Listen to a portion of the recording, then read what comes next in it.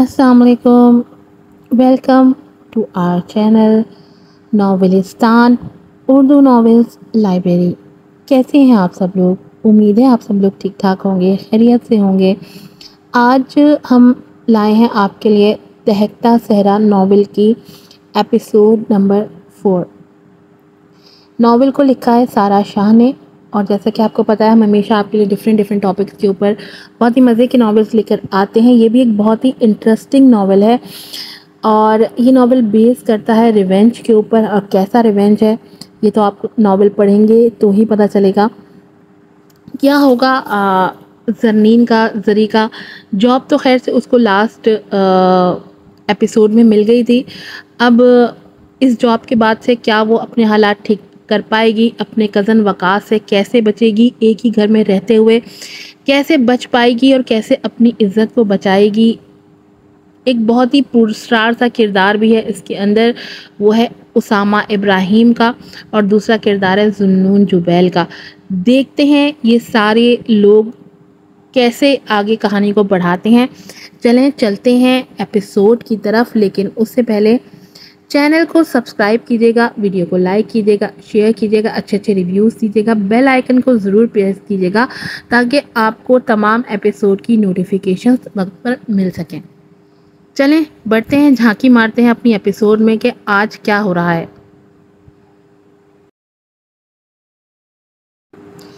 दहकता सहरा, राइटर है सारा शाह, एपिसोड नंबर है 4। Good morning mom. वो एबक की मदद से टेबल सेट कर रही थी जब रानिया की आवाज़ पर चौंकी। गुड मॉर्निंग मेरी जान, वो वालेहाना लहजे में बोली, जिस पर वो खिलखिलाती उनकी बाहों में समा गई। उन्होंने मोहब्बत से झुककर उसकी सभी पेशानी चूमी। सियाह जीन्स टॉप में वो बालों की ऊंची पोनी किए 14 साल की खूबसूरत बच्ची थी। नुकोश कुछ उनसे मिलते थे, कुछ में रजब साहब की झलक नुमाया थी। डैड कहाँ है? इस वक्त तक तो आ जाते हैं। प्लेट से खीरा उचकते वो हैरत से बोली, मैं यहाँ हूँ प्रिंसेस। सीढ़ियाँ उतरते वो उसकी बात सुनकर मोहब्बत से बोले, जिस पर वो चहकती उनके सीने में समाई। उनकी मोहब्बत को देखते असरा बेगम के लब बेसाख्ता मुस्कुराए थे, जबकि ऊपर रेलिंग पर खड़े उसामा की आंखें जल उठी थीं। रेलिंग पर गिरफ्त बेसाख्ता मजबूत हुई थी, मगर लब भींचकर खुद पर काबू पाते वो सीधा हुआ।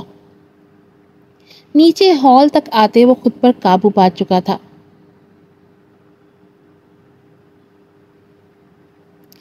गुड मॉर्निंग प्रिंस, आए बैठे, बताएं क्या लेंगे नाश्ते में। उसे यूं खिलाफे तवक्का टेबल पर आते देख वो खुशी से बोली। सिया जीन्स ब्लू स्वेटर में ब्लू ही जॉगर्स पहने, बालों को नफासत से सेट किए, वो दुनिया जहान की बेजारी चेहरे पर सजाए खड़ा था। उसने उन्हें इग्नोर करते इत्मीनान से गिलास में जूस डाला और पिया। उसकी इस बेइतनाई पर असरा बेगम का चेहरा फीका पड़ा। रजब साहब ने बेसाख्ता कर्ब से आंखें मींची। हर बार उसके नारवा सलूक पर उनके दिल में टीस सी उठती थी। भाई आपके पराठा लेना, बहुत अच्छा बनाया है मॉम ने। माहौल की संगीनी को देखते रानिया ने मौजू बदला। उसके सवाल पर उसामा वैसी बेएतनाई जारी नहीं रख पाया। चौंक कर उसे देखा जो मुस्कुराकर उसे देख रही थी। नो थैंक्स, मैं पराठा नहीं खाता स्वीटी। बेतासुर लहजे में वो इस बार सही मानों में असरा बेगम की आंखें नम कर गया। लहजे के बरक्स उसके अल्फाज नरम थे, लेकिन ये नरमी सिर्फ रानिया के लिए ही मख्तस थी, वरना तो वो सालों से उसके अंदर की नरमी ख़त्म हो चुकी थी।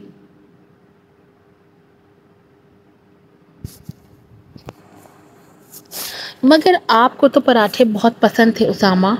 उसके दो टोक इनकार पर वो खुद को उस सवाल से बाज नहीं रख पाई थी। थे, मुझे पराठे पसंद थे मिसेस रजब, लेकिन अब मुझे पराठों से नफरत है। تلخی سے کہہ کر وہ گلاس پٹکتا قہر برساتی نظروں سے رجب صاحب کو دیکھتا مڑ کر نکلتا چلا گیا۔ اس کے لہجے کی تلخی محسوس کرتے اس کی پشت دیکھتی ان کی آنکھوں کی نمی گالوں پر لڑک آئی تھی، جبکہ رجب صاحب تھکے تھکے انداز میں اٹھے اور بنا خدا حافظ کہے بریف کیس اٹھاتے پورچ کی طرف چلے گئے۔ ہر بار کی طرح آج بھی ان سب کی موجودگی میں ناشتہ ادھورا رہ گیا تھا۔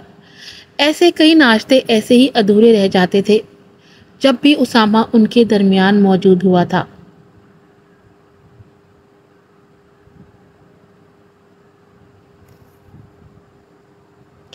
سخت غصے میں جھٹکوں سے گیئر بدلتا وہ ضبط کی انتہا پر تھا۔ ہر بار کی طرح اس بار بھی اسرا بیگم سے اس کی گفتگو اس کا پارا آسمان پر پہنچا دیا کرتی تھی۔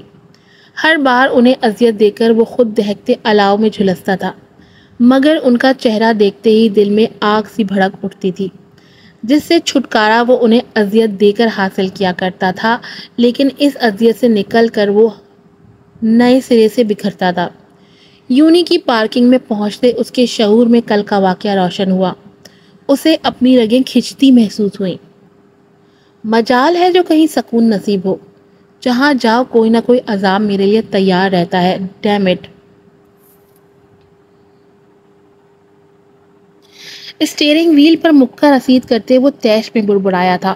سیاہ آنکھوں میں وہی ہراساں چہرہ گھوما جس نے کل اسے آتش فشاں بنا دیا تھا۔ لب بھیجتے جھٹکے سے کار کا دروازہ کھولتے وہ باہر نکلا تھا۔ So miss, just wait and watch. It's time to start the show. سامنے دیکھتے وہ پراسرار لہجے میں بولا، لہجے میں اندیکھی وحشت نمایاں تھی اور آنکھیں سرد تھیں۔ سیاہ آنکھوں کی ٹھنڈک اور پراسراریت میں کئی بھید چھپے تھے جن تک رسائی ناممکن تھی۔ ہاں کہاں ہے؟ وہیں رک، میں آ رہا ہوں۔ سیل پر حیدر کا نمبر ملاتے مختصر بات کر کے سیل جیب میں رکھتے وہ سرد سے گیٹ کی طرف بڑھتا چلا گیا۔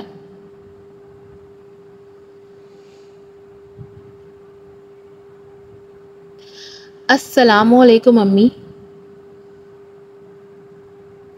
سامنے ڈائننگ پر زاہدہ بیگم اور ابیہا ولید کو دیکھتے وہ گویا ہوئی۔ ولید کے لیے چائے نکالتے زاہدہ بیگم کے ہاتھ بے ساختہ رکے تھے۔ زری کی طرف دیکھا جو براؤن شلوار سوٹ میں بڑی سی چادر میں خود کو چھپائے کھڑی تھی۔ چہرہ مرجھایا ہوا تھا، بھوری آنکھوں میں تھکن نمایاں تھی۔ وعلیکم السلام، آؤ ناشتہ کرو۔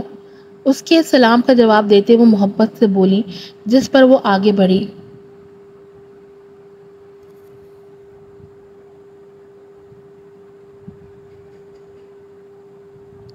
ویسے بجو، کل آپ کا فرسٹ ڈے تھا نا، کیسا گزرا؟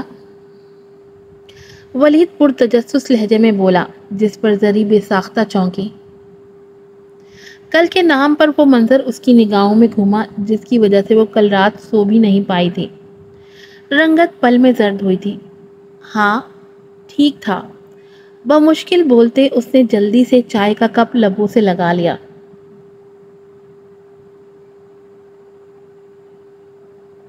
سنا ہے آپ کی یونی بہت بڑی ہے، بہت سے لوگ ہوں گے نا وہاں؟ اب کے ابیہ اشتیاق سے بولی۔ اس کے لہجے کی معصومیت پر زری کے اعصاب ڈھیلے پڑے۔ بے ساختہ مسکرا کر اس کا بے ریا چہرہ دیکھا۔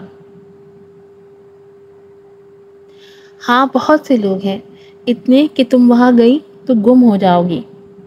پیار سے جھک کر اس کا گال چومتے وہ محبت سے بولی، جس پر زاہدہ اور ولید بے ساختہ مسکرائے تھے۔ اچھا امی اجازت دیں، اب چلتی ہوں۔ جلدی سے چائے ختم کر کے وہ زاہدہ بیگم کے سامنے جھکی۔ جاؤ، اللہ کی امان میں دیا۔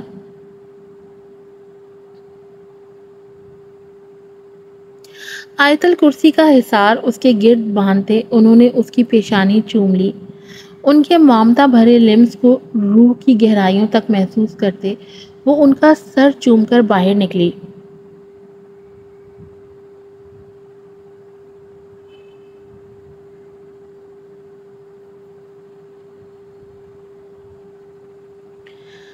کہاں چھپ رہی ہو لڑکی؟ اتنی جرت کے بعد تو تمہیں سر اٹھا کر میرا سامنا کرنا چاہیے۔ یوں نہیں پہنچ کر پہلے 2 پیریڈ اٹینڈ کرتے اس کا دن پرسکون گزرا۔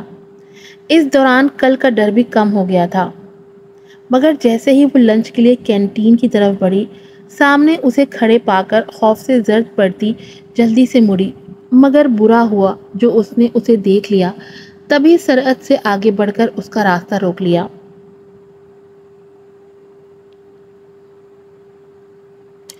جہاں اس کی اچانک سامنے آنے پر وہ خوف سے سفید پڑی تھی، وہیں اس کی بات پر دل دھڑکنے سے انکاری ہوا۔ اس کے چہرے پر سجی طنزیہ مسکان اور آنکھوں میں سلگتے شعلے زری کو مزید وحشت زدہ کر گئے۔ دیکھیں، میں معافی چاہتی ہوں، میں نے کچھ بھی جان بوجھ کر نہیں کیا تھا۔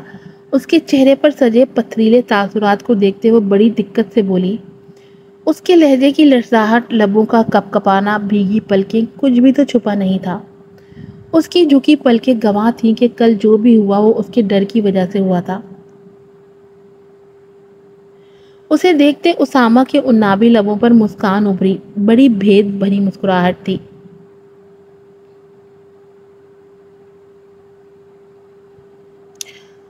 معافی چاہیے، لیکن کل تو سب کے سامنے تم نے مجھے تھپڑ مارا تھا، تم معافی اکیلے میں کیوں مانگ رہی ہو؟ اس کی جھکی پلکوں پر نظریں جمائے وہ طنزیہ گویا ہوا۔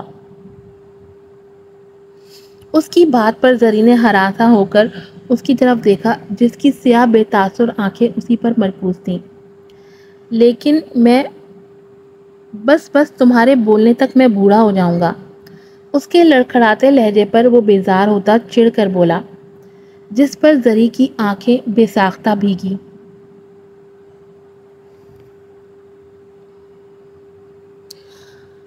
اوکے جاؤ، تو میں معاف کیا۔ اس کی بھیگی پلکوں پر نظریں جمائے وہ بدلے ہوئے لہجے میں عجیب سے انداز میں بولا کہ اس کے اتنی جلدی مان جانے پر زری نے چونک کر اس کی طرف دیکھا۔ سیاہ سرد آنکھوں میں کچھ تھا جس نے اس کی ریڑھ کی ہڈی میں سرد لہر دوڑا دی۔ آج کی ایپیسوڈ یہیں پر ختم ہوتی ہے۔ امید ہے آپ کو پسند آئی ہوگی۔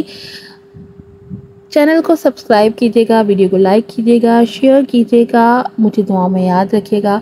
پھر ملوں گی آپ سے ایک نئے ناول اور ایک نئی ایپیسوڈ کے ساتھ۔ السلام علیکم۔